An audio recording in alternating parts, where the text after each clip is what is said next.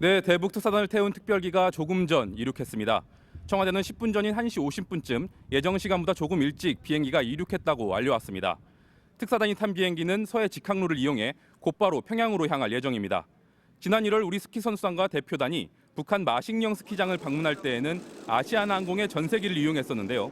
이번 대북 특사단은 우리 군이 보유하고 있는 보잉 737 기종의 공군 2호기를 이용해 평양으로 향할 예정입니다. 서해 직항로를 따라 비행한다면 평양까지 55분 정도 걸리니까 오후 3시쯤에는 평양에 도착하지 않을까 추정됩니다. 대북 특사단은 정의용 청와대 국가안보실장을 수석으로 서훈 국가정보원장과 천혜성 통일부 차관, 김상균 국가정보원 2차장, 윤건영 청와대 상황실장 등 5명으로 구성됐습니다. 여기에 실무 인력 5명을 포함해 모두 10명이 방북길에 오릅니다. 정의용 실장은 청와대와 백악관을 잇는 대표적인 대미통입니다. 맥마스터 백악관 국가안보회의 보좌관과 수시로 통화하는 사이로 알려져 있습니다.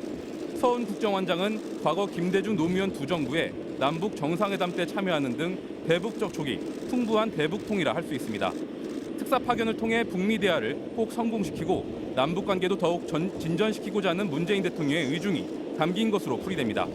북한의 조선중앙통신도 오늘 새벽에 정의용 청와대 국가안보실 실장을 특사로 하는 남조선 대통령의 특사단이 곧 평양을 방문하게 된다고 짧게 보도했습니다. 네, 오늘 방북을 앞두고 오전에 정의용 수석특보가 청와대에서 문재인 대통령을 면담하고 대국민 인사도 했죠? 네, 정 수석특보는 오늘 오전 청와대에서 국민들에게 방북 인사를 했습니다. 정 수석특보의 인사말을 직접 들어보시겠습니다.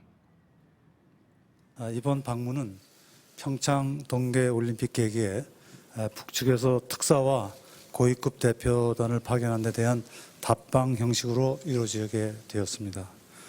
무엇보다 평창 동계올림픽을 계기로 조성된 남북 간의 대화와 관계 개선의 흐름을 살려서 한반도의 비핵화와 진정하고 항구적인 평화를 만들어 나가고자 하는 대통령의 확고한 뜻과 의지를 분명히 전달하겠습니다.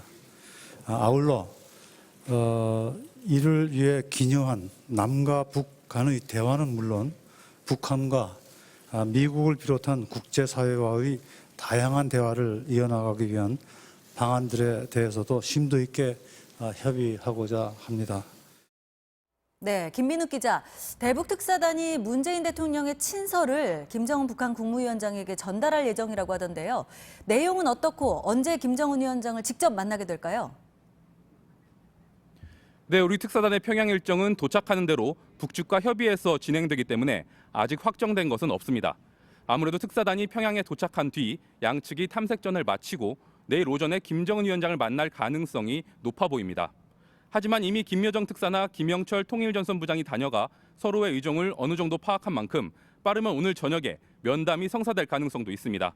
특히 오늘 저녁 평양에서 특사단 만찬이 예정된 것으로 알려져 이 자리에서 김정은 위원장을 만날 가능성도 배제할 수 없습니다.